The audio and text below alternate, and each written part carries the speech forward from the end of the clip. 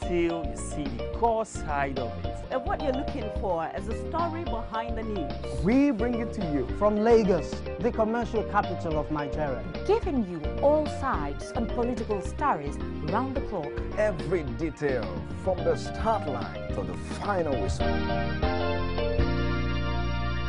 CoreTV News, expanding your view.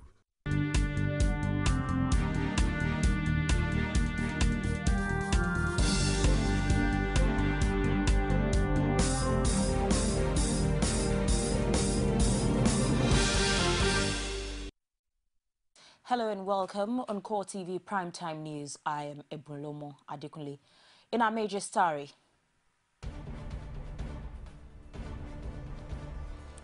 federal government's promises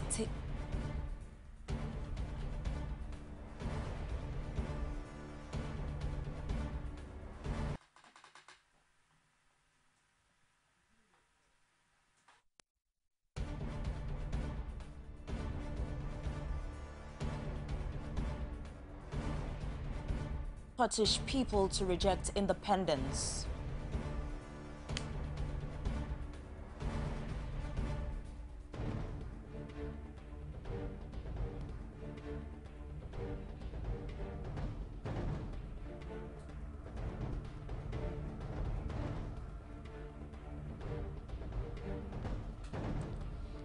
Federal government promises stable power supply by October, says Nigeria now generates 4,500 megawatts of electricity.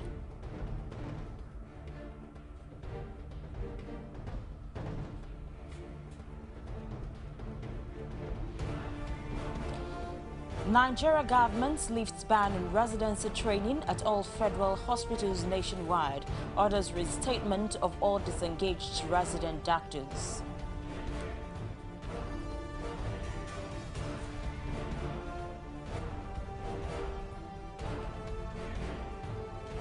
And PDP clears former chairman of the Economic and Financial Crimes Commission, Nuhu Ribadu, to seek the party's tickets for the October 11 Adamawa governorship election.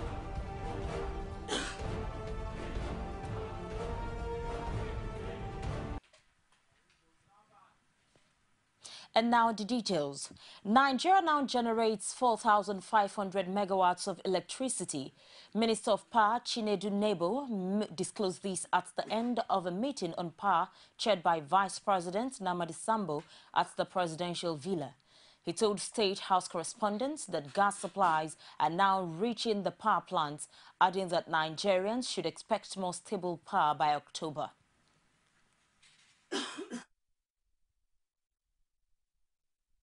New gas we're expecting, we have them trickling in right now, so that part of the shortfalls we've had in production up to this time, we hope that by beginning of October, we will see a much better stabilization of the entire power delivery system in the country. So first, I would say we rejoice that for the first time in a long time, we've been averaging over 4,500 megawatts when we include nearly 300 megawatts of spinning reserve, which is always put there to make sure that the reliability and stability of the grid is ensured at all times. So we are really moving forward. It may not be as rapidly as Nigerians expect, but it's important to let us know and everybody know that indeed we are advancing, we are making progress, we will continue to make progress. Maybe from Madam, what is...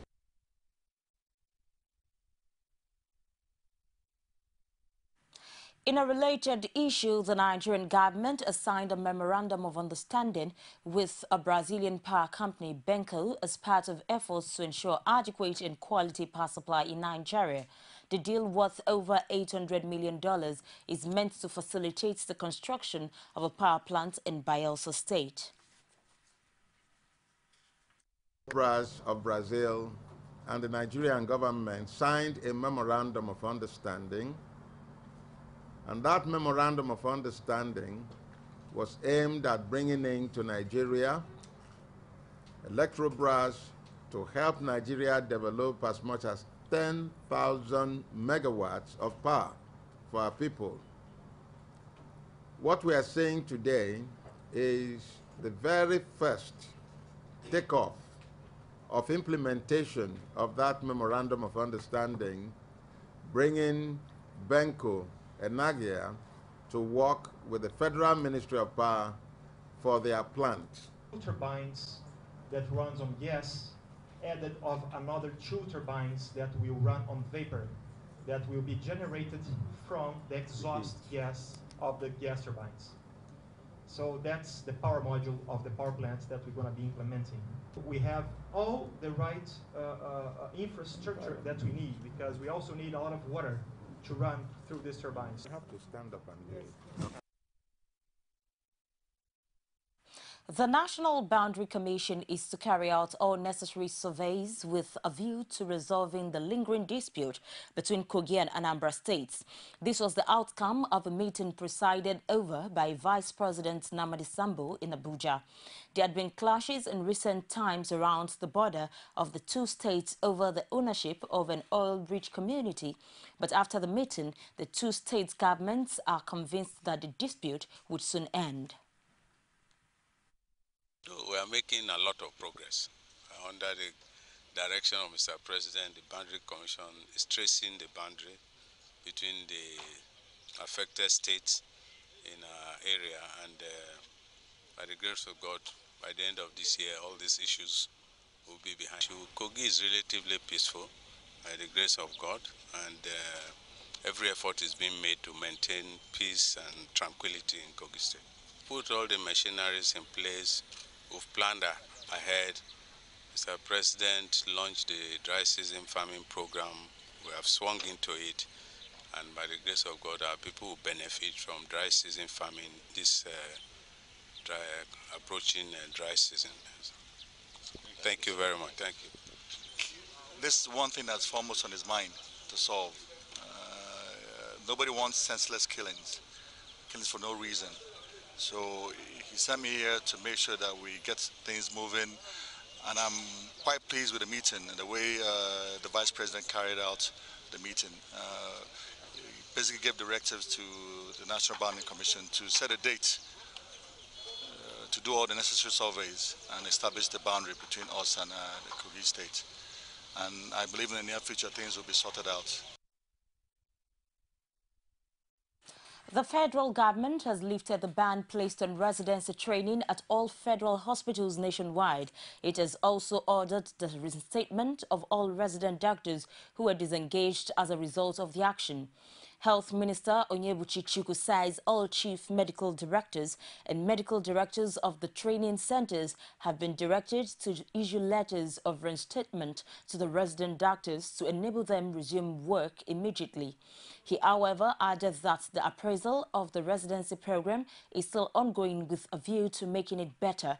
It would be recalled that few days after calling off the nationwide strike, the doctors had complained that government had not withdrawn the suspension circular. The Rivers State government has identified the lone Ebola casualty in the state. He is Ike Enemo, the doctor that attended to an ECOWAS staff who was one of the primary contacts of the late Liberian-American Patrick Sawyer. The doctor was said to have treated the diplomat of Ebola symptoms in a hotel in Port Harcourt. Rivers State government has placed 100 people on surveillance, including contacts from the hotel, the doctors, patients, and patients of the hospital where Enemo was treated before his death. The ECOWAS staff who took Ebola to Port Harcourt was initially placed under surveillance in Lagos before escaping to seek alternative treatment. PDP declares Nuhu Ribadu, among others, to contest the party's primaries ahead of the October 11 Adamawa governorship election. Details of these and other stories after this timeout. Don't go away. Nivea Nourishing Body Lotion. Its effective formula with Hydro IQ gives your skin deep and long-lasting nourishment for skin that stays moisturized all day long. Look great, feel great, with deeply nourished skin. Nourishing Body Lotion from Nivea.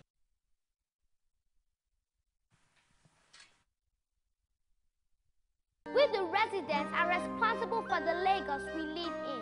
So, let's change the way we think. Together, we can bring back that Lagos where every resident is respected and rights are preserved. That is the true spirit of Lagos. So join me to restore, share, and protect it. Visit spiritoflagos.com to make a pledge and start doing something today. Welcome you to From the Ivory Tower and happenings around the country. Varsity teachers get to air their views. Students are actually not left out. We bring you intellectual ends from the events happening around you. It is dedicated to educating the populace with a spice of entertainment. From the Ivory Tower, Tuesdays, only on CoreTV News. You can now watch CoreTV News live from anywhere in the world on our website www.coretvnews.com. Click on Live TV on our website and watch us live. And welcome to CoreTV Primetime Days. To follow us on Twitter, click on Twitter icon on our website. On Facebook, click on the Facebook and YouTube to see all our previous news production. You can also watch us live on YouTube. Click CoreTV, leave a space, then News. CoreTV News, a 24-hour news station.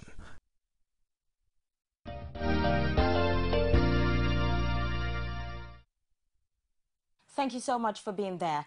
The People's Democratic Party has cleared former chairman of the Economic and Financial Crimes Commission, Nuhu Ribadu, to seek the party's ticket for the October 11 governorship election. Also cleared to contest at the PDP primaries are Buba Marwa and Marcus Gindiri. The three politicians were former members of the All Progressives Congress who had sought a waiver to be allowed to contest for the PDP ticket. In all, 14 aspirants were cleared by PDP to participate in the September 6 party primaries. The Kwara State chapter of the People's Democratic Party has alleged a display of gun power by both youth and elders of the ruling All Progressives Congress in Ajashekpo, Irekpodun local government area of Kwara State. In a statement by the Kwara PDP Publicity Secretary, Rex Olawoye, the party implored the Kwara State Police Command to quickly stop the tide of violence that is now gradually enveloping parts of the state as a result of power tussle over the second-term ambition of the incumbent governor, Abdul Fattah Ahmed. According to the PDP Publicity Secretary, fracas in Ajasheko has only vindicated PDP's position that the leadership of the Kwara APC are only interested in retaining power at all costs and at the detriment of the peace and tranquility of the state. He stated that newspaper reports indicated that the bloody fracas was caused by aggrieved Kwara South APC youth leaders who stormed the venue of a meeting where the second-term bid of the governor was being perfected and beat up their party leaders black and blue.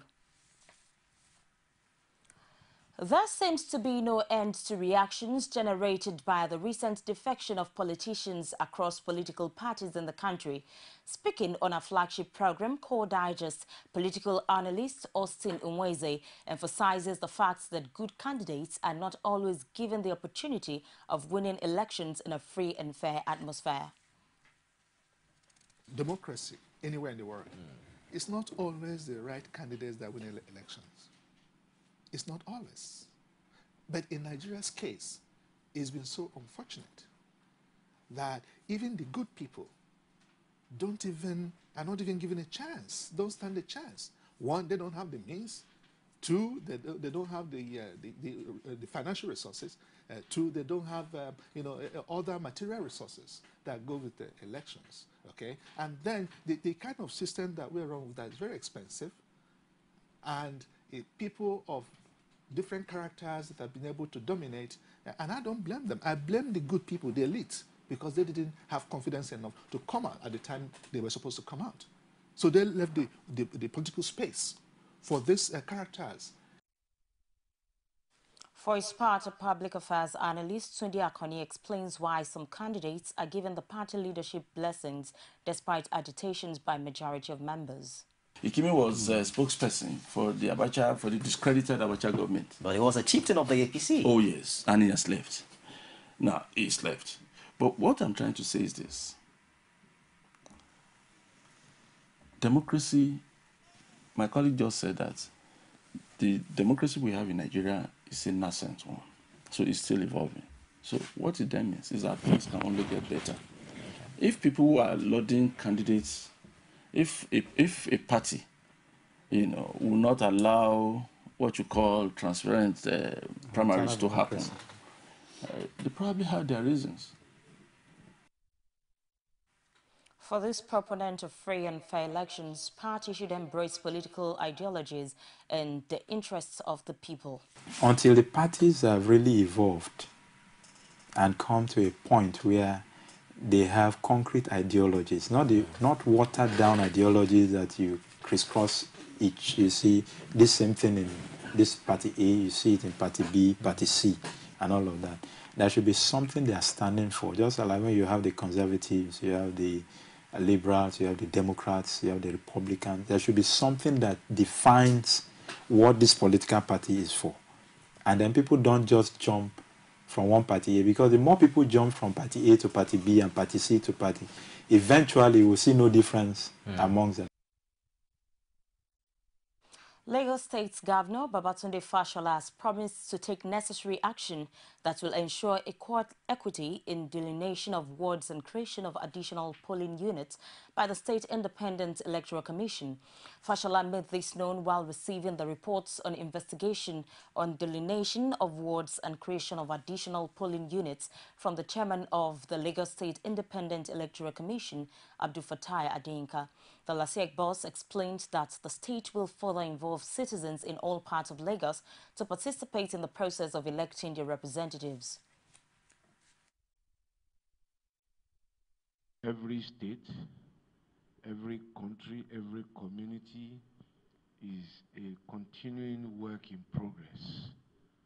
And so new towns, new communities spring up, sometimes in what used to be forests.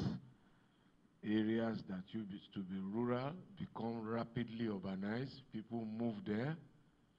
And so it is not just enough to build roads, to build schools, to build hospitals there. It is also important to ensure that those people who have moved into new communities, who have built new estates, have an opportunity to participate in how decisions affecting their lives are taken. And this is the guarantee of participatory democracy in our state.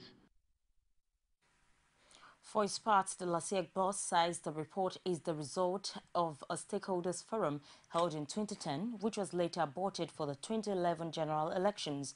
He noted that the report, if adopted, will assist INEC in conducting elections At the without initial any stage, hitch. we had two options.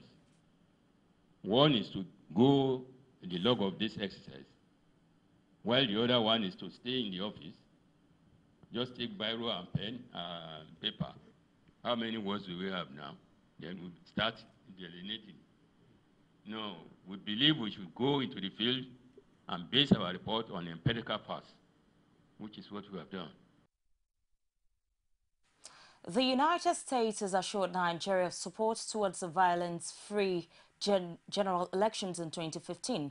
American Ambassador to Nigeria James Entwistle disclosed these during a visit to the leadership of the All Progressives Congress in Abuja. He expressed concern over the security of electorates in the Northeast as the general elections draws close. Entwistle says Nigeria can have a peaceful election if politicians agree to work for peace. Things I'm doing, as you've seen, I'm talking constantly about the importance of nonviolence before, during, and after the elections, calling on all politicians to take the pledge ahead of time to guarantee the voters that they will not participate in violence. I think that's very, very important. I know that the media joins me in this, and I think there's a big role for all of you in the media. If a politician comes and he wants to be on your radio station or your TV station, make him take the nonviolence pledge if he wants to use your station. That's something very, very important that the media can do. So my country stands for elections and democracy around the world, and we're doing everything we can to help here. So far, everything I see is the plan is to conduct the elections everywhere in the country, but that's something that I think we all have to work for. but fully understanding that in certain parts of the country, the security situation right now is a bit delicate. But I think we have to work towards that. Related to that in the Northeast, it's not just whether you can run the elections in those states, it's what happens to all of the voters who have been displaced by the violence. And on election day, if they're not at home and they're not in their polling place, will they be able to vote? It's his first visit here. We are a party that is 1 year old. And I suppose it was quite right for him to come to make our acquaintance, to familiarize himself with us, our thinking, how we view the various situations as they are developing in the country, our attitude and reactions to the elections that have been held, our expectations for the elections that are to come, and so on and so forth. And it was a very useful discussion. It's the CoreTV Primetime News. We'll take another break, and when we return, it will be business news. Don't go away. You can now watch CoreTV News live from anywhere in the world on our website, www.coretvnews.com. Click on Live TV on our website and watch us live. And welcome to CoreTV Primetime News. To follow us on Twitter, click on Twitter icon on our website. On Facebook, click on the Facebook and YouTube to see all our previous news production. You can also watch us live on YouTube. Click CoreTV, leave a space, then News. CoreTV News, a 24-hour news station. Nigerians continue to travel the city of Lagos. There is still a poor level of Be the first to know from the north, south, east, west and around Africa. We break the news. One Nigeria. Now you can catch all the actions live as the news breaks. We are CoreTV News. Welcome to CoreTV, a 24-hour news station. One continent, 54 countries, over 2,000 languages, but united in similar interests. As news breaks, we give you in-depth analysis around Africa every Monday on CoreTV News.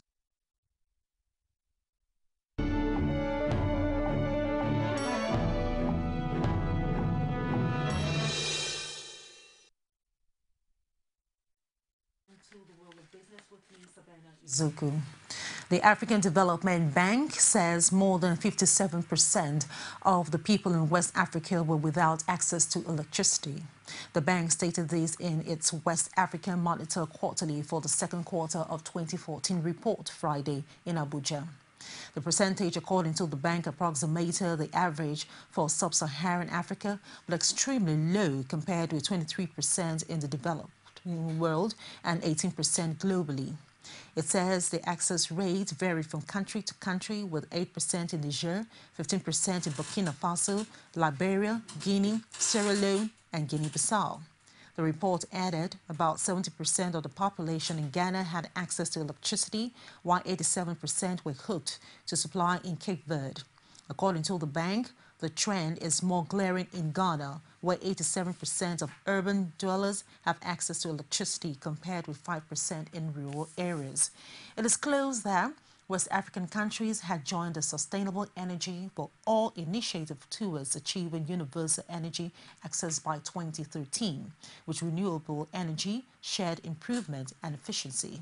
It pointed out that the sub-region had great potentials to expand its use of renewable energy sources, which include modern biomass, hydropower, solar, and wind, and had remained untapped. The Nigerian's interbank lending rates climbed 25 basis points to an average of 10.75% on Friday after funding for forex purchase and issuance of Treasury bill curbed market liquidity. The central bank remitted about 198 billion naira of matured open market operations bills on Thursday, but rolled over 179 billion naira as fresh issuance. The open buyback climbed to 10.75% from 10.5% last week, below central bank's benchmark interest rate of 12%. Foreign reserves rose from $39.06 billion recorded last month to $39.62 billion on August 26, data from the Central Bank of Nigeria showed on Friday. The 1.43% rise was due to offshore inflows into the local bond market, helped the naira currency stabilize. Reserves were down 15.5% from the same period last year, when they stood at $46.89 billion. And on the stock market report, equity transaction on the Nigerian Stock Exchange ended on a positive note today. The all shares index appreciated by 0.37% to close 41,532.31 basis points. Market capitalization also increased in the same manner and closes at 13.71 trillion naira. In all, a total of 355.9 million shares valued at 6.1 billion naira were exchanged in 4,587 deals. Report shows that 40 Oil topped the gainers chart, followed by Nigerian Breweries, Owando PLC, Mobil PLC, and the First Bank Nigeria Holdings PLC. On the other hand, Con Oil PLC led the losers chart, followed by Wapco PLC, Unilever PLC, and Turner Oil and Dangote Flour PLC. Meanwhile, here are the top 5 trades.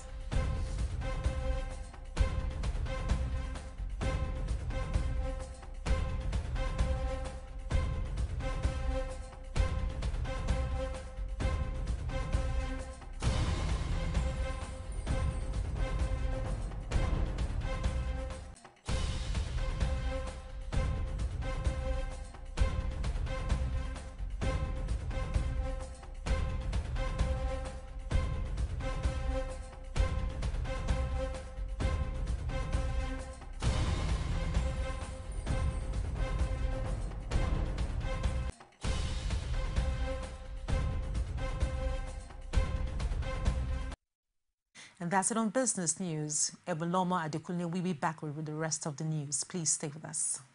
You can now watch CoreTV News live from anywhere in the world on our website, www.coretvnews.com. Click on Live TV on our website and watch us live. And welcome to CoreTV Primetime Days. To follow us on Twitter, click on Twitter icon on our website. On Facebook, click on the Facebook and YouTube to see all our previous news production. You can also watch us live on YouTube. Click CoreTV, leave a space, then News. CoreTV News, our 24-hour news station. Our style, that's what he delivered. Usain Bolt storming, no, he takes Puyol with a flying lead. Go, taking him out in the lead.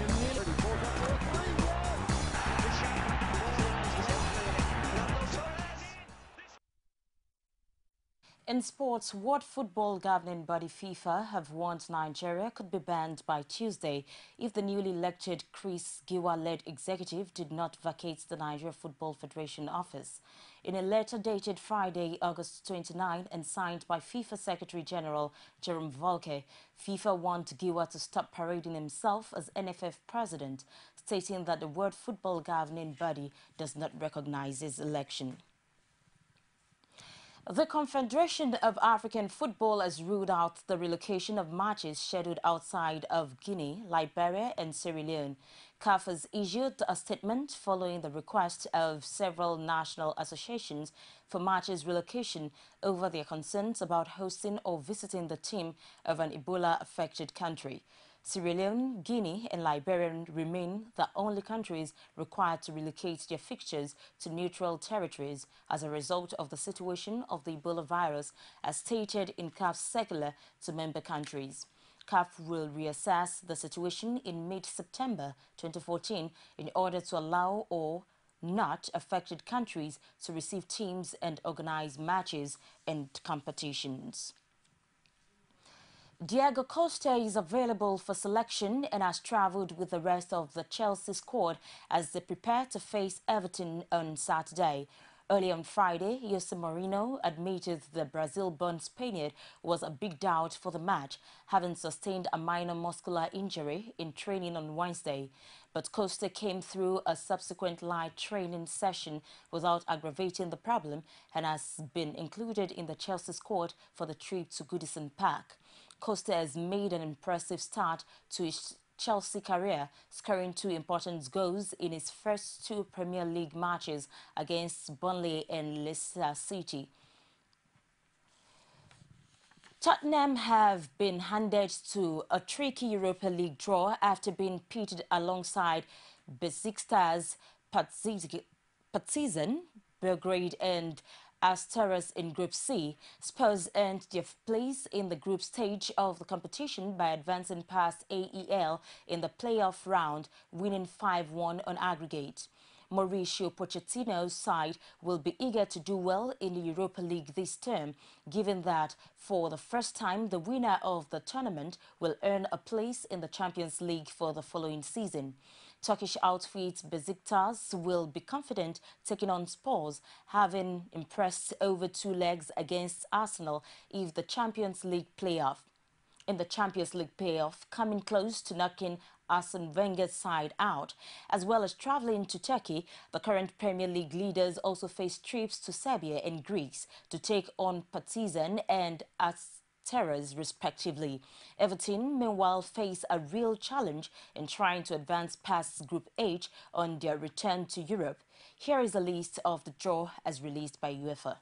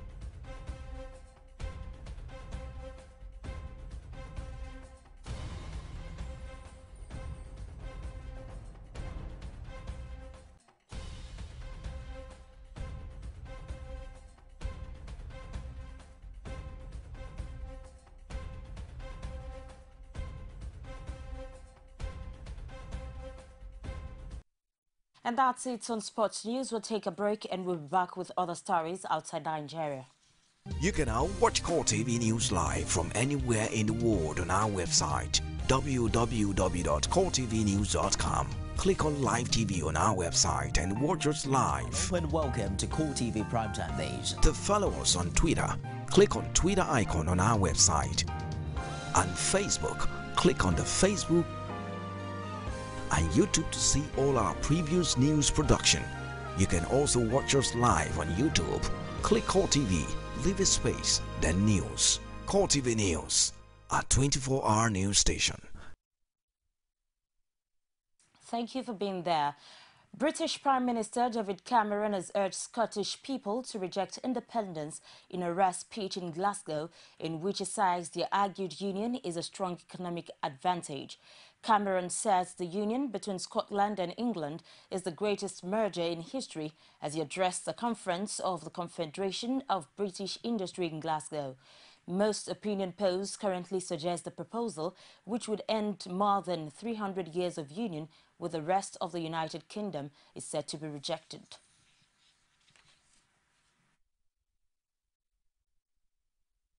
Communities that brought our nations together in 1707, the greatest merger in history. 3 centuries on, our union and our prosperity are still closely bound.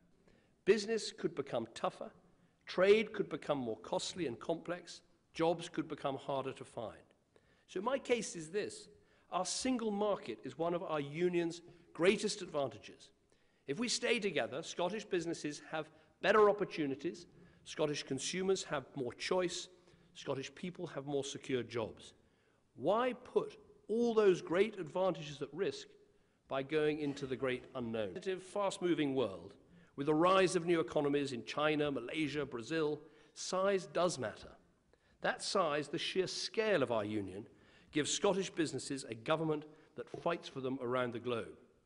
I would argue in Scottish business today you have the best of both worlds. The United Nations says the conflict in eastern Ukraine has killed nearly 2,600 people since mid-April, saying the sharp increase is as a result of fighting in densely populated areas between Kiev's army and pro-Russian rebels.